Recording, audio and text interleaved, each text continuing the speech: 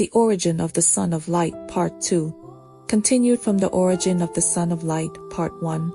The Crystal High God and the Sovereign of the Desert had, with the help of their dear friend the Liuli Celestial King, also made the journey of successive reincarnations and arrived on Earth as human beings.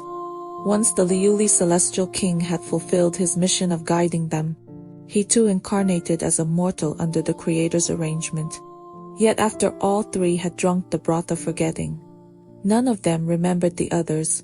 The Liuli Celestial King's mortal life, however, was destined to be one of unrelenting suffering. The other celestial beings had endured countless hardships across eon upon eon of reincarnation, descending through layer after layer. Through that suffering they had accumulated an immeasurable store of deed of virtue, and it was this vast reserve of merit that allowed them to arrive on Earth and carry out their missions smoothly. But the Liuli Celestial King had not passed through those successive layers of reincarnation. Although he had helped an untold number of celestial beings reach Earth, the suffering he himself had endured was, by comparison, negligible. Now the principle that only through suffering can virtue be accumulated is the central pillar that sustains the operation of the old universe. The Creator certainly possessed the power to override this ancient principle and act as he saw fit. But to do so would cause the old gods who upheld that principle to resist the Creator's arrangements in their ignorance, thereby incurring karmic debt and perishing in vast numbers. The Creator could not bear this, nor did he wish it. After all, he hoped to help these old gods reach the new universe as well. Otherwise, on the day the old universe finally collapsed, every life within it would be annihilated along with it. What then could be done? If the Liuli Celestial King wished to come to Earth and obtain the key to the new universe, he would have to submit to the requirements of the old order. The Creator told the Liuli Celestial King that he must endure the greatest suffering, bear the greatest anguish, and accomplish the greatest deed in order to receive the key. The Liuli Celestial King agreed without a moment's hesitation. He represented the celestial realm behind him and the countless beings who dwelt within it. He had to shoulder this mission for the sake of their future. As long as he could lead every last one of his people into the new universe, whatever suffering he endured in the mortal world was nothing, no matter how tragic it might appear in human eyes. The Creator told the Liuli Celestial King, most of the human beings on Earth had, at some point, been guided to this world by his divine light. Within the heart of every one of them, a trace of his radiance remained, a light of kindness and compassion.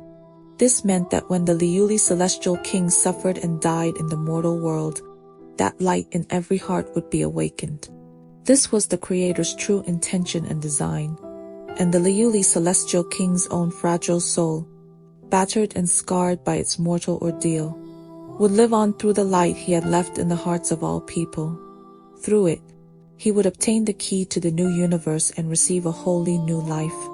The Liuli Celestial King accepted the Creator's arrangement. After signing the divine covenant, he saw that time was running desperately short. The great pillar of the old universe was already visibly tilting. He placed his golden body upon the throne of the Liuli Celestial Realm, and his primordial spirit leapt downward without an instant of hesitation. He fell for a very long time, so long that his form was gradually worn away until nothing remained but a sphere of pure light. At last he reached the celestial plane closest to Earth, where a Dharma body, one of the Creator's countless emanations, was waiting for him. The Creator can produce an infinite number of such emanations to carry out all manner of tasks on his behalf. It was also through these Dharma bodies that the Creator had appeared in layer after layer of the universe, revealing the vision of the end times to every celestial sovereign. Every god possesses a distinct form, a celestial body within the three realms, which is necessary for incarnation as a human being.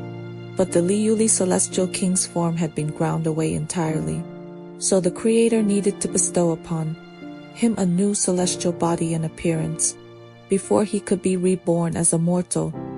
And so the Creator granted him the form of a golden dragon and the honor of leadership over the Dragon Clan. Yu's connection to the Dragon Clan is a story I will share in a separate post and will not elaborate on here. Thus, Lord of the Dragon Clan became his final identity in the divine realm before descending into the mortal world. Before this, while still formless, he had also served as an attendant to various celestial beings, forging certain karmic bonds along the way. The composition of a human being is complex. The Creator's Dharma body told the Liuli Celestial King, beyond the primary soul, there are also secondary souls. The secondary souls of today's human beings are all connections forged through their long cycles of reincarnation.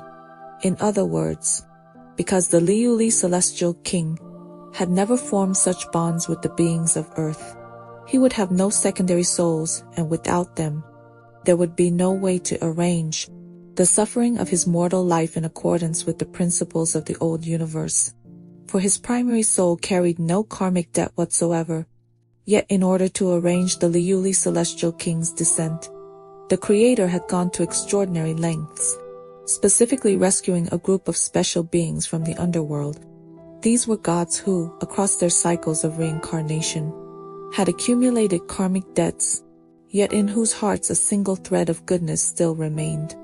If these beings became the Liuli Celestial King's secondary souls, their karmic debts would give rise to the suffering of his mortal life, making it possible to script a human existence of the most extreme tragedy. Moreover, the causal connections they had woven across their many lifetimes would help amplify the impact of events after the Liuli Celestial King's death, accelerating the awakening of all beings. And so, in order to obtain the key to the new universe, the Liuli Celestial King gladly embraced this fate, a destiny brimming with anguish and sorrow beyond measure. Thus the Liuli Celestial King shed his golden dragon body, and together with these secondary souls, incarnated as Yumenglong. From earliest childhood Yu suffered, and that suffering continued throughout his life. It was only after his death that the light he had left within the hearts of people everywhere finally blazed to life. This is the true reason why ordinary people across the globe, strangers who never knew him, have risen spontaneously to pray for him, to speak on his behalf and to demand justice. The primary soul of Yumenglong, incarnated as the mortal vessel of the Liuli Celestial King, and in so doing fulfilled his vow to endure the greatest suffering, bear the greatest anguish, and accomplish the greatest deed. To be continued for Part 3.